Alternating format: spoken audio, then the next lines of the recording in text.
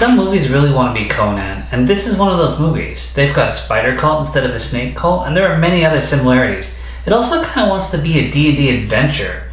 However, this 1982 Italian film is still a lot of fun and has a lot going on in it. So let's review Atar, the Fighting Eagle, also known as Atar the Invincible. The kingdom of the spider will rule for 1,000 years, and the people will suffer. The shadow of the spider shall be law. This movie starts out with a lot of prophecy, and it's repeated often. I just really like how it builds up this one hero named Torin, and how he'll rise, and then how he'll fail, and then how he casts his seed upon the wind, and his son will pick up and finish his legacy. So a very stormy night happens, and Griba takes that as a sign that the prophecy is happening. So he rides out and he finds the baby and takes it with him. You should never ride a horse with a baby. Their necks snap really easily. At the kingdom of the spider, the high priest Dakkar sees that his eagle statue is crying tears of blood, and he knows what that means. So he sends his men out on a baby killing spree. They kill a lot of babies. They even kill Atar's mom, even though she's babyless now.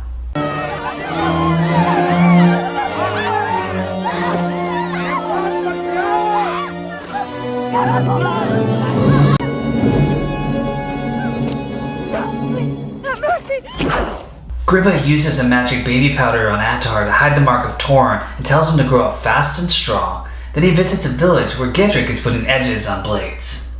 Gedrick? Yes? Put an edge on this blade. Good. Who doesn't put edges on blades? Damn it, Gedrick! Griba finds a needy couple who's getting charity from the village, and they also have a baby daughter. He tells them if they raise Atar, they will want for nothing. Food, money, wealth, they will have it all. They probably shouldn't say his name is Atar though, because everybody knows the Atar prophecy. Now all grown up, Atar has a pet bear cub named Kiog, and a sister named Sonya, who he has confused feelings about. I love you. And I love you.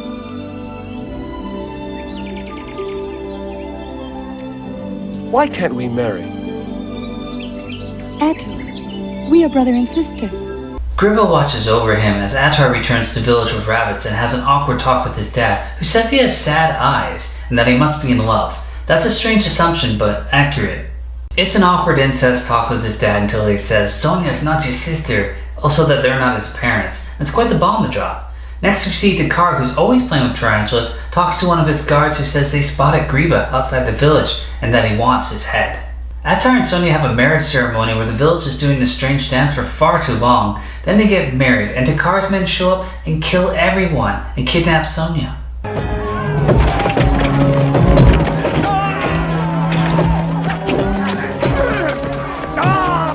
Left for dead but not dead, just sleepy, Atar wakes up and finds Griba, who tells him he fights like a tiger, but he must learn to fight like a man and use his head. I think fighting like a tiger is an overstatement. What's something that moves really slow and is hardly dangerous? I'd say he fights like a snapping turtle. Yeah, that's more accurate.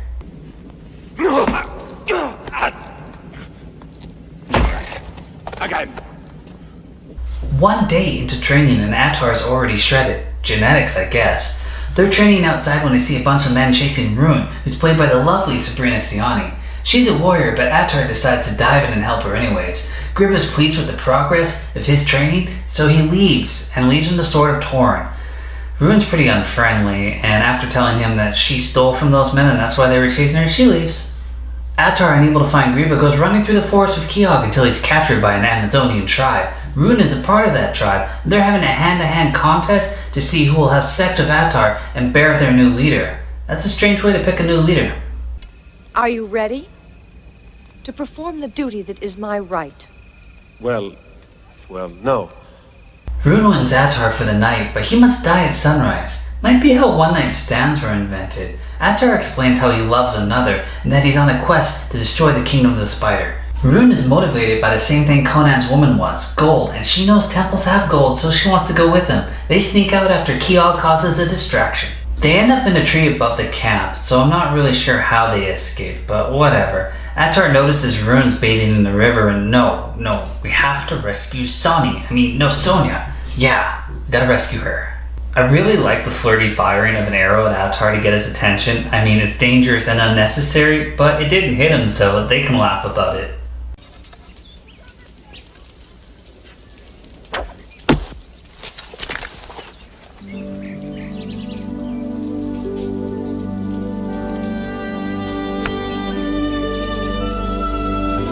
Roon goes hunting and traps a deer in a cave before it vanishes and she's caved in. Atar sees Sonya running off in the distance and follows her, and he's trapped in a witch's lair. And then she roofies him and then seduces him, which is why you should never accept drinks from strangers. The witch even goes as far as to show Atar a vision of Sonya playing with Dakkar and his spiders. What kind of woman is raised as a man's sister only to be married to him and exchange wedding vows and then plays with another man's spider? Is she really worth going after? She gives Atar a tour of the room and points at an owl and says that used to be a prince before I turned into that. Man, she is powerful. Or an effing liar. She wants Atar to be her sex slave. He could do better. Also, this is very similar to Conan, only less sexy and cool. Good boy, you found me! Help me escape! Come on, Keogh! Hurry! Keogh digs at the rocks and gets Roon up because he's such a good boy. And Roon finds Atar and knows to shoot the blanket off this mirror to reveal the witch's reflection, which she's hideous.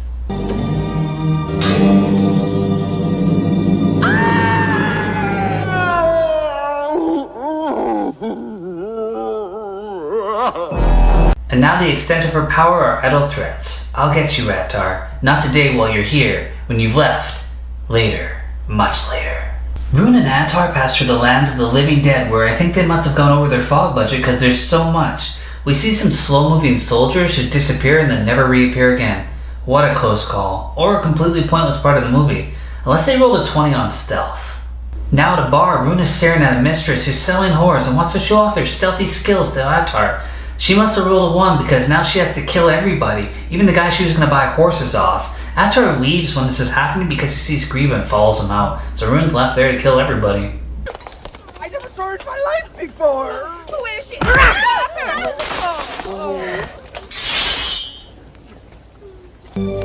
What's the hurry?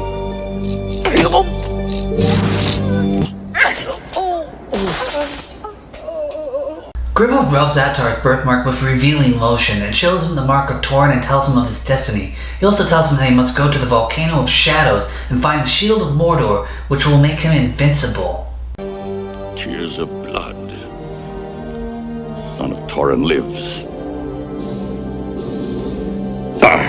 We check in on Dakkar, whose stone eagle is crying tears of blood again, and now he knows that they didn't kill the right babies all those years ago, and that Atar lives, so he tells his Black Knights to prepare to defend the tomb of the Ancient One.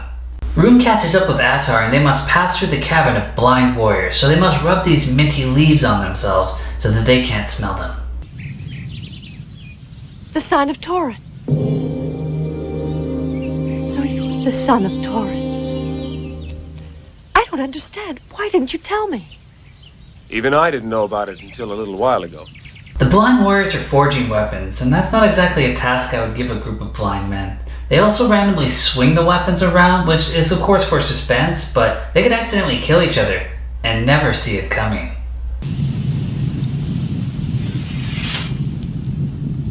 I like when Atar sheaves his sword because you can hear it, even though he doesn't have a sheath for a sword. He finds his reflective mirror shield as Roon is picking a lock to get the random pile of treasure, and then he's attacked by a shadow and has a sword fight with it, till Roon hears it and throws her cape over the shield, and his shadow enemy disappears. Then they have to go fight a bunch of blind men, who miss a lot of their swings.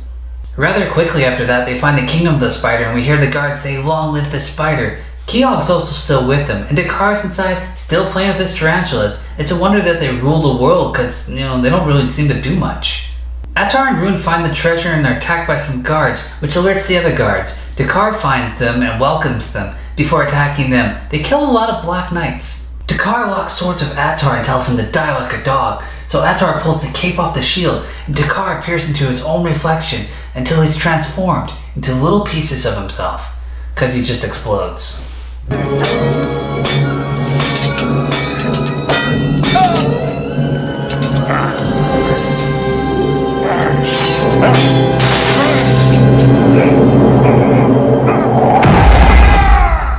They hear Sonya scream, so Roon tells Atar to go, but seconds later she's surrounded by a lot of Black Knights. Sonya is attached to a giant rope web next to the skeleton with tarantulas on her, and my favorite effing giant spider in cinema history lurking not too far behind.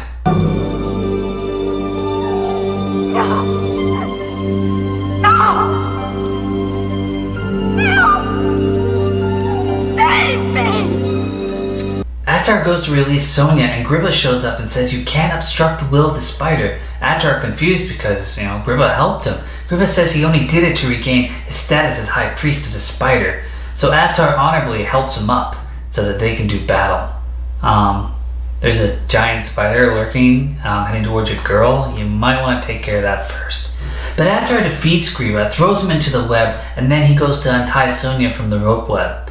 So I don't know if Griba's actually stuck there, but whatever. The spider doesn't really move, but we still get Griba's death screen. Sonya wants to leave, but Atar says he must complete his destiny. Defeat the kingdom of the spider, marry his sister Destiny. Also, the Coliseum they're in looks pretty sweet.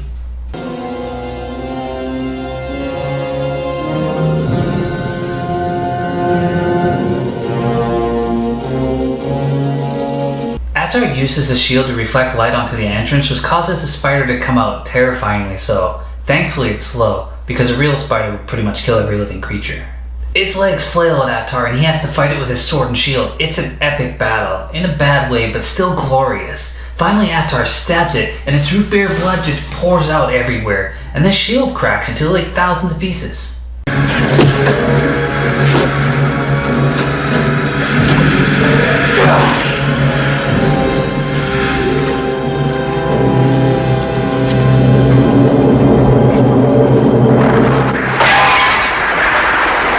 Atar goes into the temple to find Roon dying. She all but admits she helped him because she's in love with him.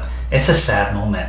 And I'll admit the prophecy does mention a nearby volcano, but the footage of volcanoes and lava seem pretty random. It all ends with Atar and Sonya and Keogh running through a forest with some cheesy music playing.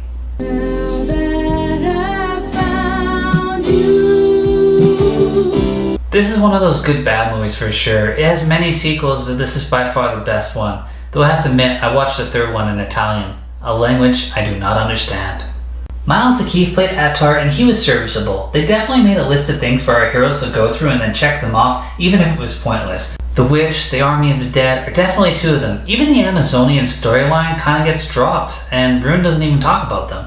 One of the things I really liked was Griba, how he was a bad guy using the prophecy to his advantage but thinking that he could survive it. I also really like the worship of the ancient spider and how similar it is to cultures that would see a monster like that and deify it.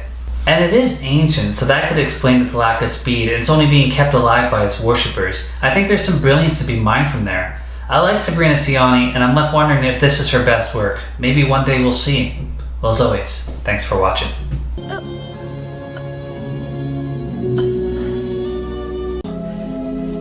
Perhaps it's better like this. Roon. Roon.